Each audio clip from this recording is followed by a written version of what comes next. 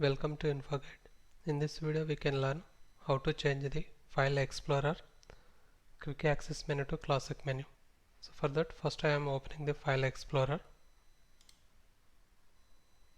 See, this is the default File Explorer.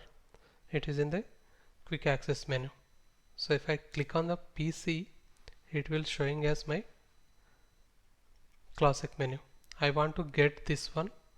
If I directly click on this one, I want to look like this.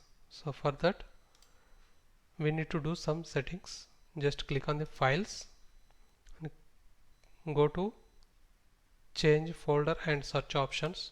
Click on it. Here in the general, in the quick access, if you click on the drop down, it will showing the two options. So one is the quick access, other one is the PC. Just click on the PC, click on apply and OK, close and reopen the File Explorer. It automatically open the quick access menu to or classic menu. Thanks for the watching. Please do subscribe for more videos.